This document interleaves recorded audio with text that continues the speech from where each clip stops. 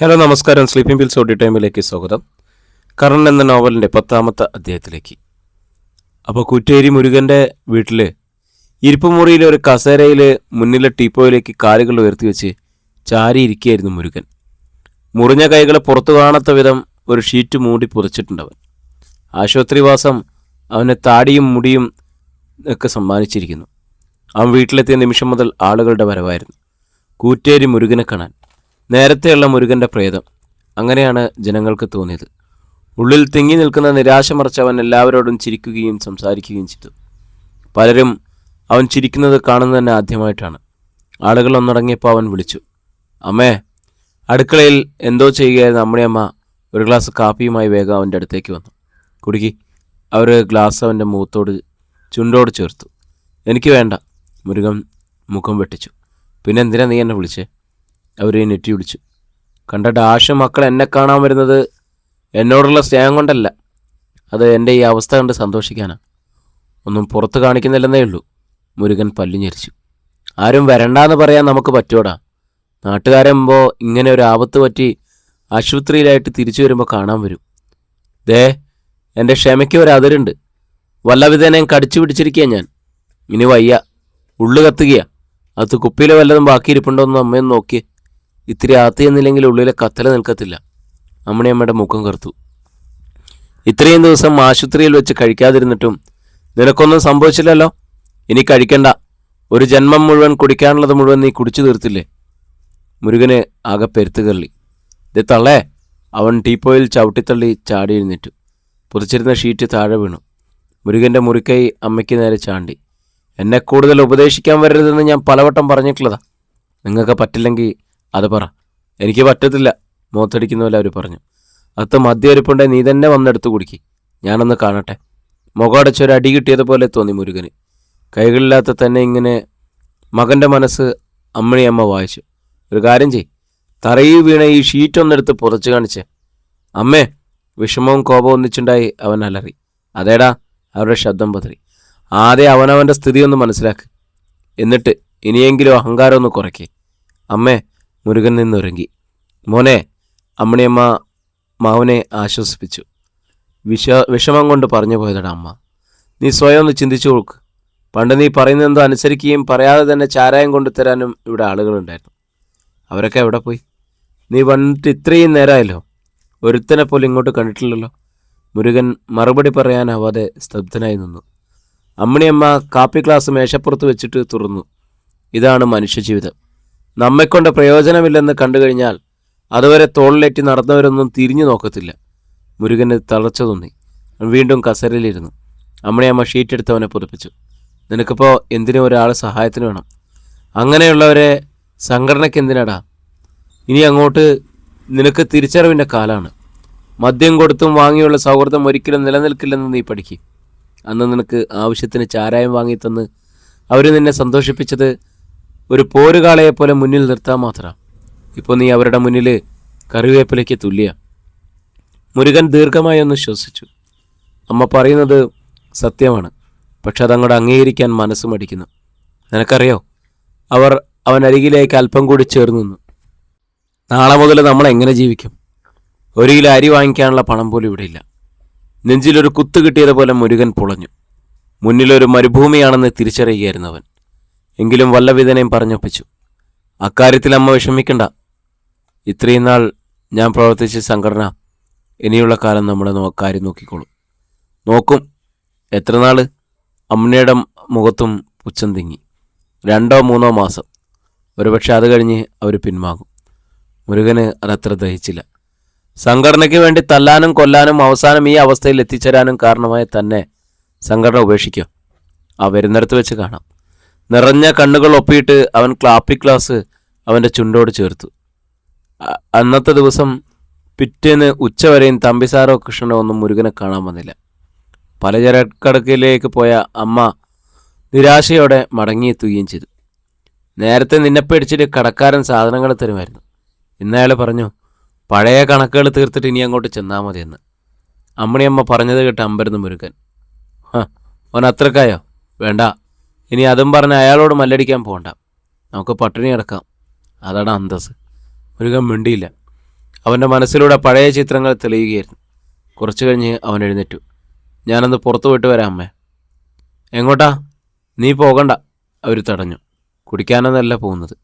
ഇങ്ങോട്ട് വന്നില്ലെങ്കിൽ ഞാൻ തമ്പി സാറിനെ അങ്ങോട്ട് ചെന്ന് കണ്ടേക്കാം. പിന്നെ അമ്മിണിയമ്മ എതിർത്തില്ല. മുരുകൻ പുറത്തിറങ്ങി മെല്ലെ നടന്നു. എതിരെ വരുന്നവർ ചിലരൊക്കെ അവനെ തുറിച്ചു നോക്കി. ചിലർ കുശലം ചോദിച്ചു, ചിലർ പരിഹാസം ചുണ്ടിലൊതുക്കി. പലചരക്ക് കടക്കാരൻ ദാമോദരൻ്റെ കടയ്ക്ക് മുന്നിൽ അവൻ നിന്നു. കടയിൽ ഒരുവിധം തിരക്കുള്ള സമയമായിരുന്നു. പണം വാങ്ങി മേശയിലിട്ടിട്ട് ദാമോദരൻ തലയുയർത്തി നിന്ന് നോക്കിയത് മുരുകൻ്റെ മുഖത്തേക്ക്. ദാമോദരനൊന്ന് പകച്ചു. മുഖത്ത് കൃത്രിമമായിട്ട് ചിരി വരുത്തി. അല്ല മുരുകനോ, എന്താ അവിടെ തന്നെ നിന്ന് കളഞ്ഞത്? ഇങ്ങ് വാ.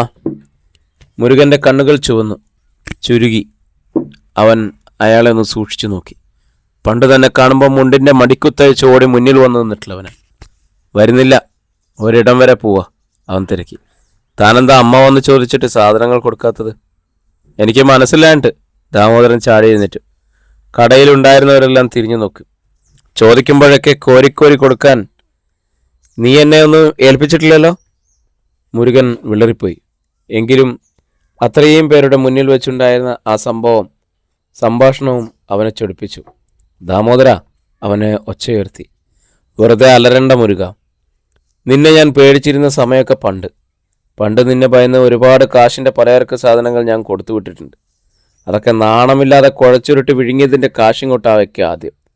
അതിനുശേഷം ഞാൻ തീരുമാനിക്കാം ഇനി വല്ലതും തരണമെന്ന്. എടോ, മുരുകൻ അടിമുടി പുകഞ്ഞു. തന്നെ ഞാൻ അവൻ മുന്നോട്ട് കുതിക്കാൻ ഞഞ്ഞു. പെട്ടെന്ന് ദാമോദരൻ കൈയൊണ്ടി. മര്യാദയ്ക്ക് അവിടെ നിന്നോ, അല്ലെങ്കിൽ ഈ ഇരുമ്പ് കട്ടി ഇരിപ്പുണ്ട് ഇവിടെ, എടുത്ത് തലയടിച്ച് പൊട്ടിക്കും ഞാൻ, പറഞ്ഞേക്കാം. മുരുകൻ അത് ശ്രദ്ധിച്ചില്ല. കടയിലേക്ക് ചാടിക്കയറി കാലുവീശി ഒറ്റയടി. ദാമോദരൻ മുന്നിലെ മേശയിലിരുന്ന മിഠായി ഭരണികൾ റോഡിലേക്ക് തെറിച്ചുപോയി. ദാമോദരൻ ഭയന്ന് പിന്നോക്കം മാറി. മുരുകൻ അലറി, ഡാഷ് മോനെ, നിന്റെ പെങ്ങളെ കെട്ടിയോൻ വീട്ടിൽ തിരിച്ചു കൊണ്ടുവന്ന് വിട്ടപ്പോഴും മായം ചേർത്ത് സാധനങ്ങൾ വിറ്റതിന് പിടിച്ചപ്പോഴും രക്ഷിക്കാനൊക്കെ മുരുകൻ വേണമായിരുന്നു അല്ലടാ. എന്നിട്ടിപ്പോൾ എനിക്കൊരു തട്ടുകേട് വന്നപ്പോൾ അത് മുതലാക്കാൻ ശ്രമിക്കുന്നു. മുരുകൻ വല്ലാതെ കിരച്ചു. കടയിൽ നിന്നിരുന്നവർ ഭയന്നുപോയി. മുരുകനെ എല്ലാവരും ഒന്ന് നോക്കി. ഒന്നോർത്ത് വെച്ചോ, മുരുകന് കൈകളെ പോയിട്ടുള്ളൂ. കാലുകൾ എപ്പോഴും നല്ല സ്ട്രോങ്ങാ. ഒറ്റ ചവിട്ടിന് താഴെയിട്ട് തൻ്റെ തൊണ്ടക്കുഴിയിൽ തള്ളവിരലൊന്ന് അമർത്താൻ എനിക്കൊരു നിമിഷം മതി. കേട്ടോടാ പൊന്നം. പിന്നെ മുരുകൻ പറഞ്ഞത് പുഴുത്ത തെറിയാണ്. ദാമോദരന് നാവ് അനങ്ങിയില്ല. ദഹിപ്പിക്കുന്ന മട്ടിൽ അയാളെ ഒന്ന് നോക്കിയിട്ട് മുരുകൻ വീണ്ടും റോഡിലേക്ക് ഇറങ്ങി നടന്നുപോയി. ദാമോദരൻ കടയിൽ വന്നവർക്കും ശ്വാസം നേരെ വീണത് അപ്പോഴാണ്. മുരുകൻ നേരെ അവിടെ നിന്ന് പോയത് സംഘടനയുടെ ഓഫീസിലേക്കാണ്. വൈരിഘാതക ക്ഷേത്രത്തിൻ്റെ തെല്ല് അപ്പുറത്തായിരുന്നു അത്. റോഡിൽ ജീപ്പും ചില ബൈക്കുകളും കണ്ടപ്പോൾ അവൻ ഊഹിച്ചു തമ്പിസാറ് മറ്റും സ്ഥലത്തുണ്ട്. അവൻ അങ്ങോട്ടേക്ക് കയറി ചെല്ലുമ്പോൾ കമ്മിറ്റി നടക്കുകയാണ്. പറഞ്ഞു വന്നതിൻ്റെ ബാക്കിയായി തമ്പിസാറ് പറയുന്നു. അപ്പം ഞാൻ പറഞ്ഞു വരുന്നത് ഇതാണ്, നമുക്ക് ഇത്രയും അനുകൂലമായ ഒരു അവസരം വേറെയില്ല. അത് നമ്മൾ മുതലെടുക്കണം. കൃഷ്ണൻ മുന്നിൽ നിന്ന് നിന്നാൽ മതി. വാതിൽക്കൽ കാൽ പെരുമാറ്റം കെട്ട് തമ്പിസാറ് തിരിഞ്ഞു നോക്കി. മറ്റുള്ളവരും. വാതിൽപ്പടിയിലും മുരുകൻ. താടിയും മീശയും മുടിയുമൊക്കെ ഉള്ളതിനാൽ ഒരു നിമിഷം വേണ്ടി വന്നു അവനെ അവർക്ക് മനസ്സിലാക്കാൻ. തമ്പിസാറ് ഒന്ന് വിളറി എങ്കിലും പറഞ്ഞു, മുരുകനോ, കയറി വാടാ. നീ ആശുപത്രിയിൽ നിന്ന് വന്ന വിവരം അറിഞ്ഞിരുന്നു. കമ്മിറ്റി കഴിഞ്ഞ് ഞാൻ അങ്ങോട്ടേക്ക് വരാനിരിക്കുകയായിരുന്നു. മുരുകൻ മറുപടി പറയാതെ എല്ലാവരെയും ശ്രദ്ധിച്ചു. തമ്പിസാറ്, ഗോപിദാസ്, കൃഷ്ണൻ, പിന്നെ സംഘടനയിലെ മെമ്പർമാർ, അവർക്കിടയിൽ ചില പുതുമുഖങ്ങൾ. താൻ സാധാരണ ഇരിക്കാറുള്ള സീറ്റിൽ കൃഷ്ണൻ ഇരിക്കുന്നു. അവനെ കണ്ട് ഓരോരുത്തരും പതിയെ എഴുന്നേറ്റു. എനിക്ക് അകത്തേക്ക് വരാമോ? അവൻ തിരക്കി. ആ വാക്കുകളിൽ പരിഹാസമുണ്ടെന്ന് മറ്റുള്ളവർക്ക് തോന്നി. ഇതെന്തു ചോദ്യാ മുരുക? തമ്പിസാറ് അവൻ്റെ അടുത്തേക്ക് വന്നു. കയറി വാടാ. അവനകത്ത് കയറി. കൃഷ്ണന് താൻ ഇരുന്ന കസേര നീക്കിയിട്ട് കൊടുത്തു. ഇരിക്കും മുരുകണ്ണ. മുരുകൻ അമർത്തിയൊന്ന് മൂളി. പിന്നെ ഇരുന്നു. നമ്മുടെ മുരുകൻ തിരിച്ചു വന്ന നിലയ്ക്ക് കമ്മിറ്റി നമുക്ക് പിന്നീട് തുടരാം, തമ്പിസാർ പറഞ്ഞു. അത് വേണ്ട, ഞാൻ ഉടനെ പോകും. നിങ്ങൾക്ക് കമ്മിറ്റി കൂടാം, മുരുകൻ തമ്പിസാറിനോട് പറഞ്ഞു. എനിക്ക് ഗൗരവമായ ചില കാര്യങ്ങൾ സംസാരിക്കാനുണ്ട്. എന്താണ് അവൻ പറയാൻ പോകുന്നതെന്ന് അറിയാതെ എല്ലാവരും ആ മുഖത്തേക്ക് മിഴികൾ നട്ടു. അധ്യായം 22. KSSൻ്റെ ഓഫീസിൽ ഒരു നിമിഷത്തേക്ക് മൗനം തങ്ങി നിന്നു. മുരുകൻ തന്നെ പറയട്ടെ എന്ന് കരുതി മറ്റുള്ളവർ കാത്തു നിന്നു. തമ്പിസാറിൻ്റെയും ഗോപിദാസിനെയും മറ്റും ഒന്ന് നോക്കിയിട്ട് മുരുകൻ പറഞ്ഞു തുടങ്ങി. നമ്മുടെ സംഘടനയ്ക്ക് വേണ്ടി ഒഴിഞ്ഞു വെച്ചതായിരുന്നു എൻ്റെ ജീവിതം. അക്കാര്യത്തിൽ ആർക്കെങ്കിലും സംശയമുണ്ടോ? ഇല്ല. പെട്ടെന്ന് തമ്പിസാറിൽ നിന്ന് മറുപടി വന്നു. നല്ലത്. മുരുകൻ ചിരിച്ചു. നിങ്ങളോട് ആശുപത്രിയിൽ വന്ന് ബുദ്ധിമുട്ടുണ്ടെന്ന് ഞാൻ പറഞ്ഞത് സത്യം. എന്നിരുന്നാലും ഇന്നലെ ഉച്ച മുതൽ ഞാൻ ഈ കൂറ്റേരിയിലുണ്ടായിരുന്നു. എന്ത് കാരണത്തിൻ്റെ പേരിലായാലും നിങ്ങളിൽ ഒരാൾ പോലും എന്നെ അങ്ങോട്ട് തിരിഞ്ഞു നോക്കിയില്ല. നേരെ മറിച്ച് നിങ്ങളിൽ ആർക്കെങ്കിലും ആയിരുന്നു ഈ അവസ്ഥയെങ്കിൽ എൻ്റെ ഭാഗത്തു നിന്നുള്ള ഇങ്ങനെയായിരിക്കുമായിരുന്നു പ്രതികരണം. മറുപടി പറയാൻ മറ്റുള്ളവരൊന്നും മടിച്ചു. അത് പിന്നെ വരിക ഗോപിദാസ് എന്തോ പറയാനാഞ്ഞു. വെറുതെ കിടന്നുരുളണ്ട ഗോപി സാറേ. എൻ്റെ ചോദ്യത്തിന് മറുപടി മുരുകൻ ഒന്നിളകിയിരുന്നു. അല്ല, അയാളെ സമ്മതിച്ചു. അതുകൊണ്ട് എനിക്ക് പറയാനുള്ളത് ഇത് മാത്രം. കൈകളില്ലാത്ത എനിക്കിനി ജീവിക്കാൻ മാർഗമൊന്നുമില്ല. സംഘടനയിലെ ഒരംഗമായി ഞാൻ തുടരും. മരിച്ചാലും അതിന് മാറ്റമില്ല. പക്ഷേ എനിക്ക് ജീവിക്കാൻ ഒരു മാർഗം സംഘടന ഉണ്ടാക്കി തരണം. മറ്റുള്ളവരെ പരസ്പരം നോക്കിയതല്ലാതെ മിണ്ടിയില്ല. മുരുകൻ തുടർന്നു. എനിക്ക് ഭിക്ഷ തരണമെന്നല്ല ഞാൻ പറയുന്നത്. ഇനിയുള്ള കാലം ജീവിക്കാൻ ഒരു വരുമാനം, അത് കിട്ടുന്ന എന്തെങ്കിലും ഒന്ന് സംഘടന എനിക്ക് ശരിയാക്കി തരണം. പറഞ്ഞ് അവസാനിപ്പിച്ചതുപോലെ മുരുകൻ നിർത്തി. തമ്പിസാറും കൃഷ്ണനും ഗോപിദാസും പരസ്പരം ഒന്ന് നോക്കി. അത് മുരുകണ്ണ, പുതുതായിട്ട് സംഘടനയിലെത്തിയവരിൽ ഒരു ചെറുപ്പക്കാരൻ എന്തോ പറയാനാണ്. ചീരിക്കട അവിടെ. മുരുകൻ ചീറി. ഉത്തരവാദിത്തമുള്ളവർ ഇവിടെയുണ്ട്, അവർ മറുപടി പറഞ്ഞോളൂ. അതോടെ ആ ചെറുപ്പക്കാരൻ ഭയന്നിരുന്നു പോയി. മുരുക, തമ്പിസാർ വിളിച്ചു. പെട്ടെന്നൊരു ഉത്തരം തരാൻ ബുദ്ധിമുട്ടുണ്ട്. ഞങ്ങൾക്കൊന്ന് ചിന്തിക്കണം. മറ്റുള്ളവരുടെ അഭിപ്രായം കൂടി അറിയണമല്ലോ. ഞാൻ മാത്രമല്ല തീരുമാനിക്കേണ്ട കാര്യമല്ലല്ലോ ഇത്. മുരുകൻ സമ്മതിച്ചു. അന്നേരാ ഇപ്പോൾ എല്ലാവരും ഉണ്ടല്ലോ. നിങ്ങൾ ആലോചിക്ക്. ഞാൻ അപ്പുറത്തിരിക്കാം. ഒരു മറുപടി കിട്ടിയിട്ട് വേണം എനിക്ക് പോകാൻ. ആരുടെയും പ്രതികരണത്തിന് കാത്തു നിൽക്കാതെ മുരുകൻ അപ്പുറത്ത് മുറിയിലേക്ക് പോയി. തമ്പിസാറിൻ്റെ ഓഫീസ് റൂമായിരുന്നു അത്. മുരുകൻ അവിടെ ഒരു കസേരയിലിരുന്നു. ആരോ പിന്നിൽ വാതിലടയ്ക്കുന്ന ശബ്ദം കേട്ടു. അവൻ തിരിഞ്ഞു നോക്കിയില്ല. മുറിയുടെ മൂലയിൽ ചാരി വെച്ചിരുന്ന കൊടികെട്ടിയ കമ്പുകൾ. എത്രയോ വട്ടം ഇതും കയ്യിലെന്തി ഏറ്റവും മുന്നിൽ കൊല്ലാനും ചാവാനും തയ്യാറായിട്ട് താൻ നടന്നിരുന്ന കാര്യം അവൻ ഓർത്തു. അപ്പോൾ അറിയാതെ അവൻ്റെ ശരീരത്തിൽ ഒരു കോരിത്തിരിപ്പുണ്ടായി. ഇനി ഈ ജന്മത്തിന് തനിക്ക് ഈ കൊടിയേന്തി നടക്കാനാവില്ല. ദുഃഖത്തോടെ അവൻ ഓർക്കുകയും ചെയ്തു. അപ്പുറത്തെ മുറിയിലെ പതിഞ്ഞ സംസാരം ഇടയ്ക്കിടെ അവൻ്റെ കാതുകളിൽ വന്നു വീണുകൊണ്ടിരുന്നു. നേരം സന്ധ്യയുടെ അടുക്കാറായി. വാതിൽ തുറന്ന് തമ്പിസാർ അകത്തേക്ക് വന്നു. എന്തു തീരുമാനിച്ചു? അയാളെ നോക്കാതെ തന്നെ മുരുകൻ തിരുക്കി. തമ്പിസാർ സാവധാനം കസേരയിലിരുന്നു. പിന്നെ പറഞ്ഞു. മുരുകൻ പറഞ്ഞ കാര്യങ്ങളെക്കുറിച്ച് ഞങ്ങൾ വിശദമായിട്ടൊന്ന് ചർച്ച ചെയ്തു. പക്ഷേ അയാൾ നിർത്തി.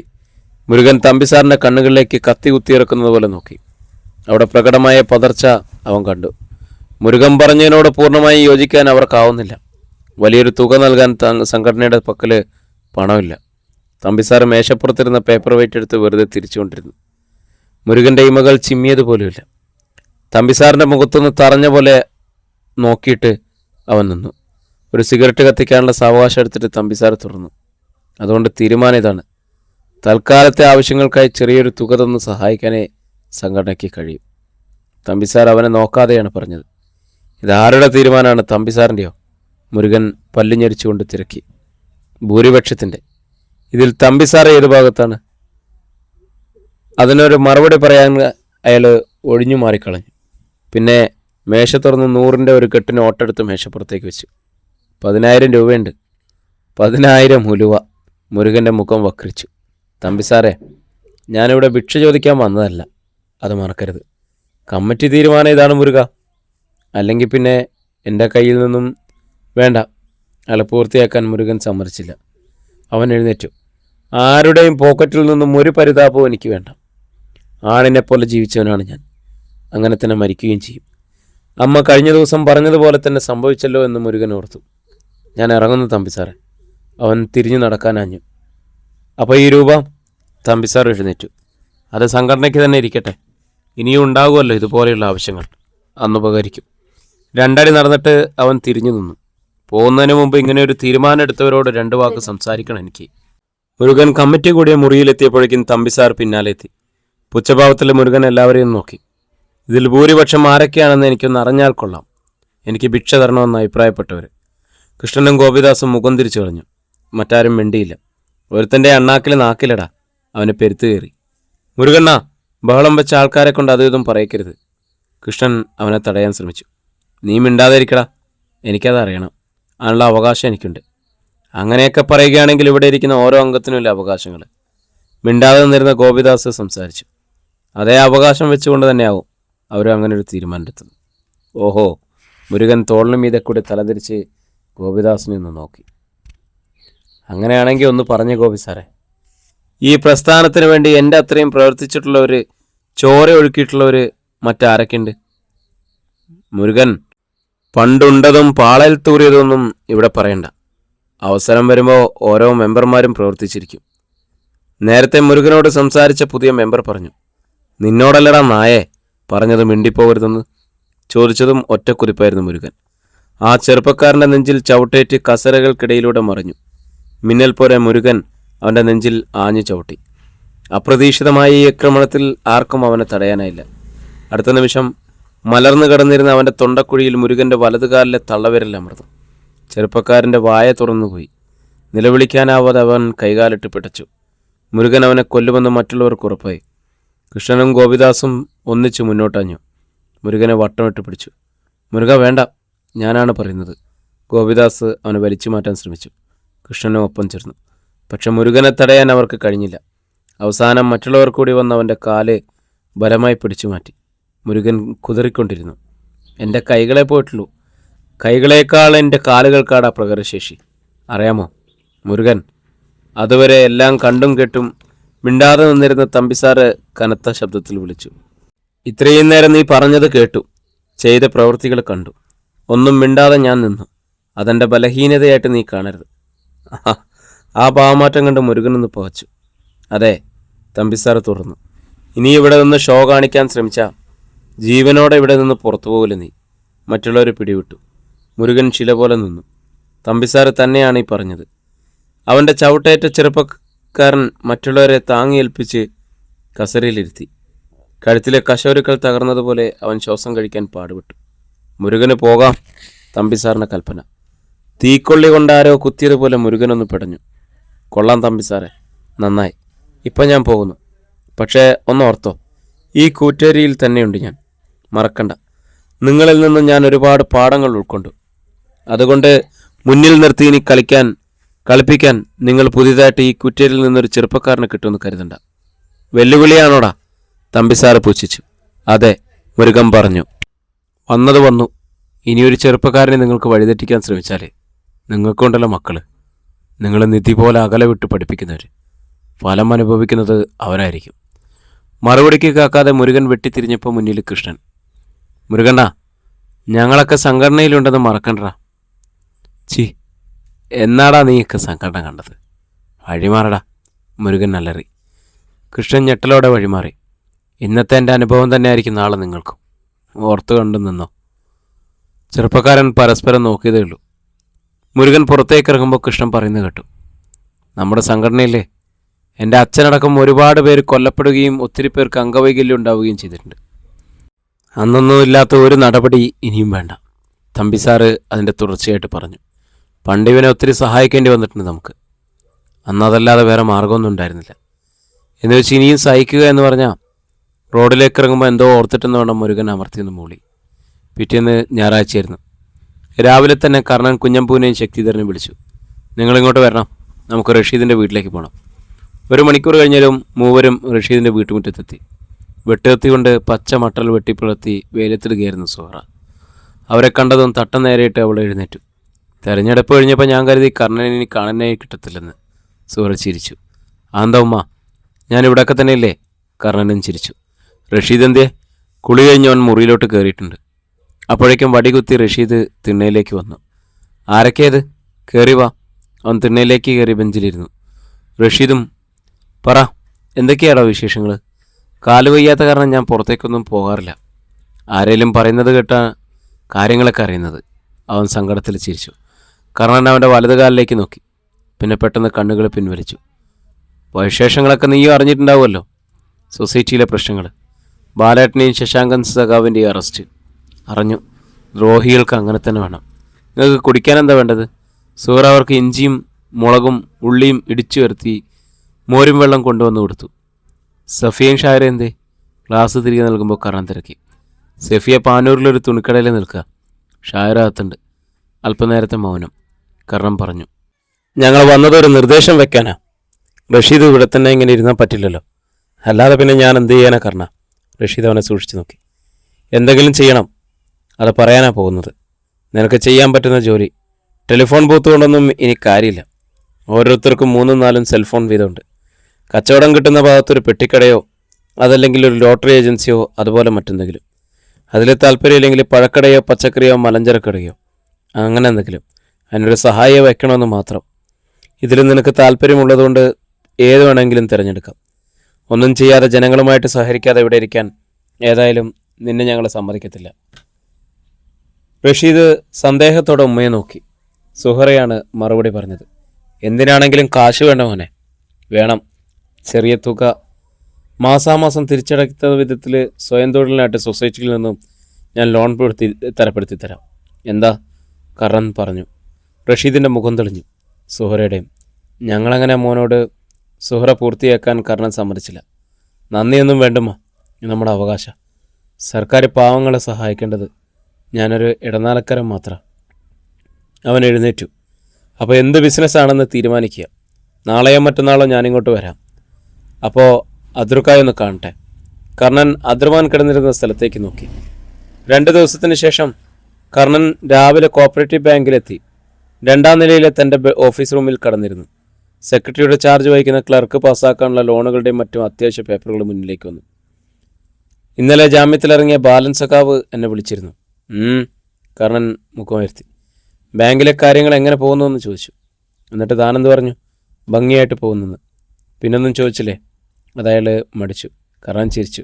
എന്നെ തെറി പറഞ്ഞു കാണുമല്ലേ? അധികകാലം ഈ കസേരയിൽ ഇരുത്തത്തില്ലെന്ന് പറഞ്ഞു. അതെന്താ? അയാൾ പുതിയ കസേര വാങ്ങിക്കൊണ്ടുവരുന്നോ? ക്ലർക്ക് ചിരിച്ചുകൊണ്ട് കൈമലർത്തി.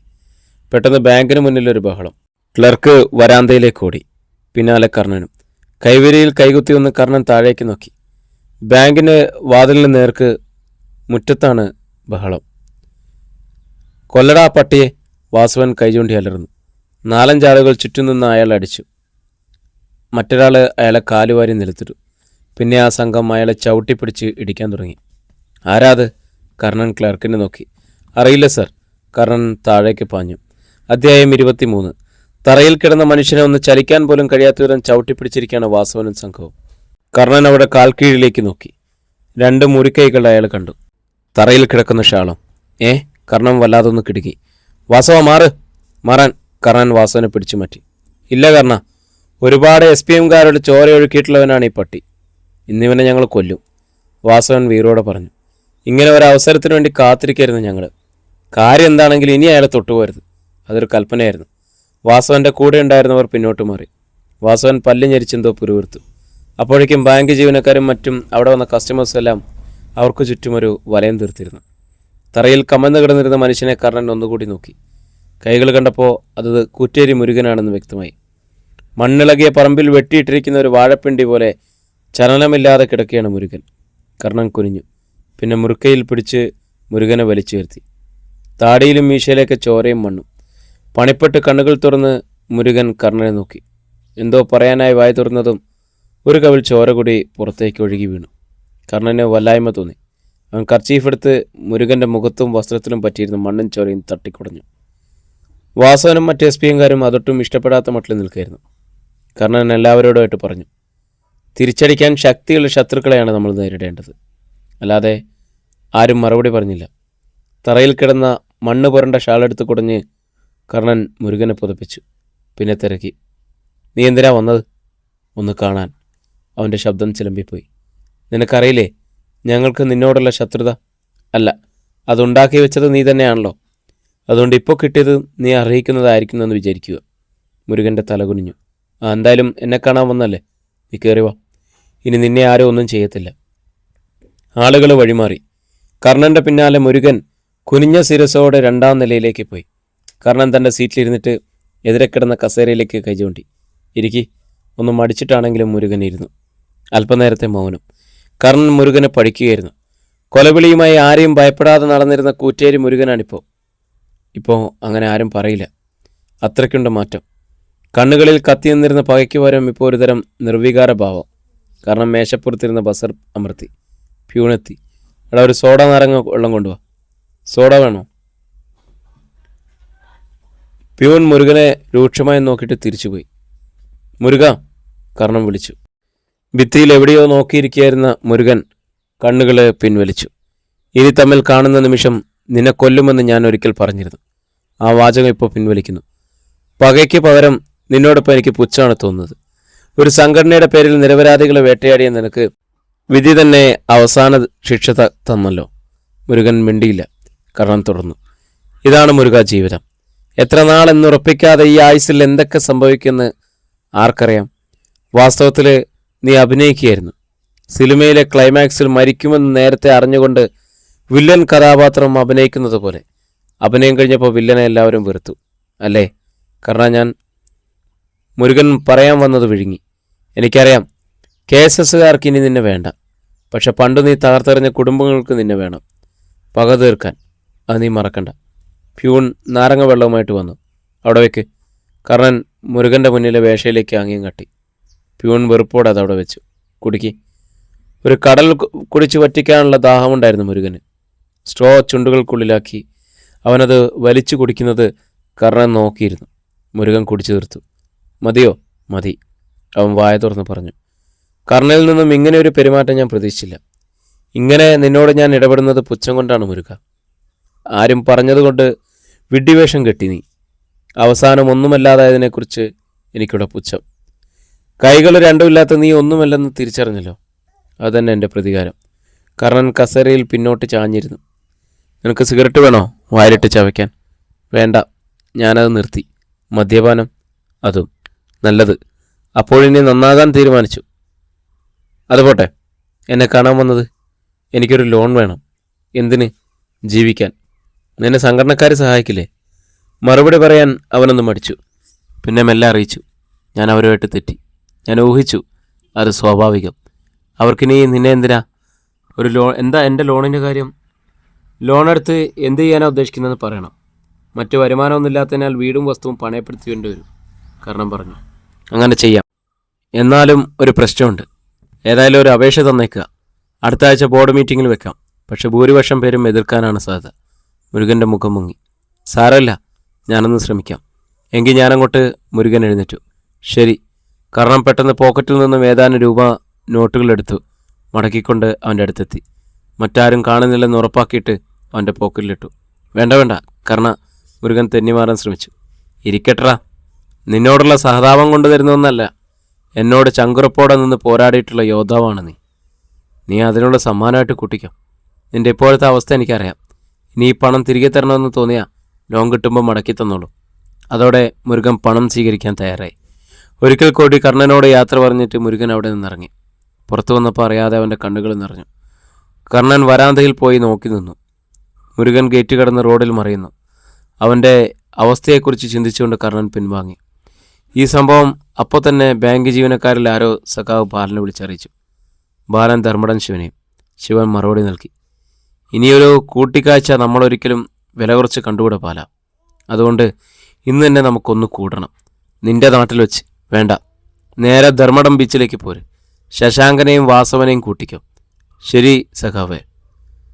രാത്രി 9-നായിരുന്നു കൂടിക്കാഴ്ച. തിരക്കില്ലാത്തൊരു ഭാഗത്ത് തീരത്തലപ്പിന് അഭിമുഖമായിട്ട് പൂഴിമണ്ണിൽ അവരിരുന്നു. ധർമ്മടം ശിവൻ, സഖാവ് ബാലൻ, ശശാങ്കൻ, വാസവൻ. അല്പം കഴിഞ്ഞപ്പോൾ 2 പേര് കൂടി അവിടെ എത്തി. കണ്ടൽ വാസുവും നീരാളിപ്പരമവും. ബാങ്കിലുണ്ടായിരുന്ന സംഭവം വാസവൻ ഒന്ന് വിശദീകരിച്ച് പറഞ്ഞ് ധർമ്മടം ശിവൻ ഒരു സിഗരറ്റിന് തീ പിടിപ്പിച്ചു. വാസവൻ നിവർന്നിരുന്നു. പിന്നെ പൊടിപ്പും തെങ്ങലും ചേർത്ത് സംഭവം വിശദീകരിച്ചു. ധർമ്മടം ശിവൻ എല്ലാം മൂളിക്കെട്ടു. ഒരു കാര്യം ഞാൻ ആദ്യമേ തന്നെ പറഞ്ഞേക്കാം പാല. എന്ത് വില കൊടുക്കേണ്ടി വന്നാലും നമ്മുടെ ഭരണത്തിൻ്റെ കീഴിലുള്ള ബാങ്കിൽ നിന്നും കൂറ്റേരി മുരുകന് ലോൺ കിട്ടരുത്. അതിപ്പോ ബാലൻ പരുങ്ങി. ബോർഡ് മീറ്റിങ്ങിൽ പങ്കെടുത്ത ഭൂരിഭാഗവും കർണൻ്റെ പക്ഷക്കാരല്ലേ? എന്നുവെച്ചാ ശശാങ്കൻ ഇടയ്ക്ക് നിർത്തി. മുരുകനെ? അതെ, ഓനെ തട്ടണം. കർണനും മുരുകനും ഒത്തുചേരാൻ പാടില്ല. അങ്ങനെ വന്നാൽ ലക്ഷ്യങ്ങൾക്ക് വേണ്ടി നമ്മൾ ഉപയോഗിക്കുന്ന പാർട്ടി പ്രവർത്തകരെ നമുക്ക് നഷ്ടമാകും. കടലിലൂടെ അതിവേഗത്തിൽ പാഞ്ഞു പോകുന്ന യമഹായന്ത്രം പിടിപ്പിച്ച ഒരു വള്ളം മിന്നായം പോലെ ശിവൻ കണ്ടു. അയാൾ തുടർന്നു. കൈകളില്ലെങ്കിലും കൂറ്റേരിയിലെ നല്ലൊരു വിഭാഗം ചെറുപ്പക്കാർക്കും മുരുകനോട് ആരാധനയുണ്ട്. എനിക്കറിയാം.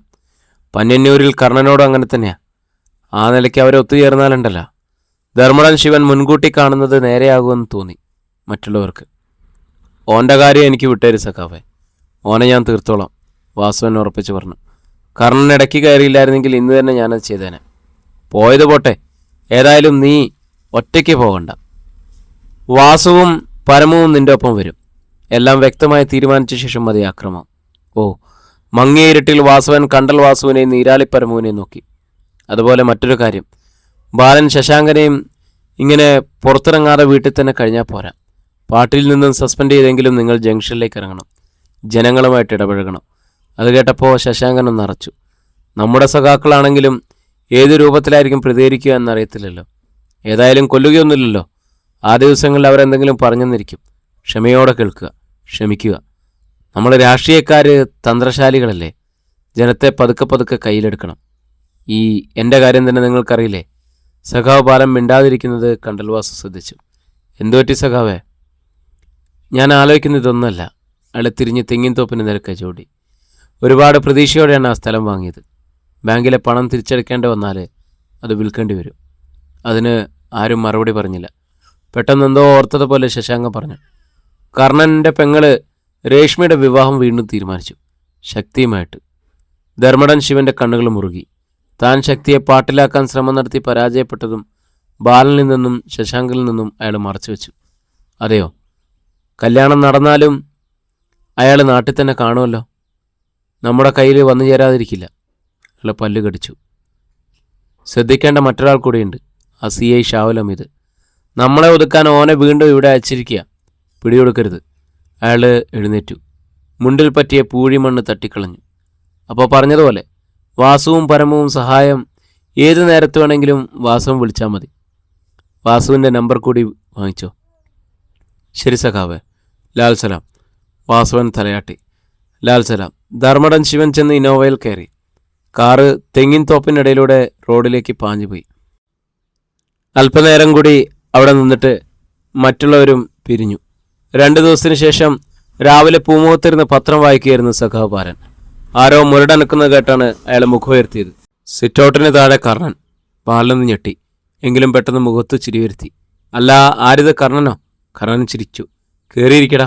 ഒന്ന് സംശയിച്ച് കർണൻ സിറ്റൗട്ടിലേക്ക് കയറിയിരുന്നു. എങ്ങനെ ഇരിക്കുന്നു ബാങ്ക് ഭരണമൊക്കെ? ബാലൻ പത്രം മടക്കിയിട്ട് ടീപ്പോയിൽ വെച്ചു. കുഴപ്പമില്ല, അങ്ങനെ പോകുന്നു. മറ്റു കാര്യങ്ങളൊന്നും ബാലൻ ചോദിച്ചില്ല. കർണൻ പറഞ്ഞതുമില്ല. അല്പനേരത്തെ മൗനം. കർണനെ ചായ എടുക്കട്ടെ? അവസാനം ബാലൻ തിരക്കി. ഇപ്പോൾ വേണ്ട സഖാവേ, തിരക്കിലാണ് ഞാൻ. പറഞ്ഞുകൊണ്ടൊരു വിവാഹ ക്ഷണക്കത്ത് അവൻ ബാലന് നീട്ടി. രേഷ്മയുടെ വിവാഹമാണ്, ശക്തിധരനായിട്ട്, അടുത്ത ഞായറാഴ്ച. നല്ലത്. ബാലനത് വാങ്ങി. ക്ഷണക്കത്ത് ആകെ ഒന്ന് ഓടിച്ചു നോക്കി. മറ്റെന്തെങ്കിലും ചാർജ് ചുമത്തി പോലീസ് എന്നെ അറസ്റ്റ് ചെയ്തിരുന്നെങ്കിൽ തീർച്ചയായിട്ടും വരും ഞാൻ. ആ വാക്കുകളുടെ പക കർണൻ തിരിച്ചറിഞ്ഞു. സഖാവ് തീർച്ചയായും വരണം, കർണൻ പറഞ്ഞു. പിന്നെ ഇറങ്ങി. അതിനിടെ ബാലൻ പല്ല് ധരിച്ചു. ആ ശബ്ദം കർണൻ കേട്ടു. അവിടെ നിന്ന് അവൻ പോയത് CI ഷാവുൽ ഹമീദിൻ്റെ ക്വാർട്ടേഴ്സിലേക്കാണ്. സ്റ്റേഷനിലേക്ക് പോകാനുള്ള ഒരുക്കത്തിലായിരുന്നു ഷാവുൽ ഹമീദ്. കർണനെ കണ്ടതും ആ മുഖത്ത് സന്തോഷം തെളിഞ്ഞു. അയാൾ അവനെ സ്വീകരിച്ചിരുന്നു.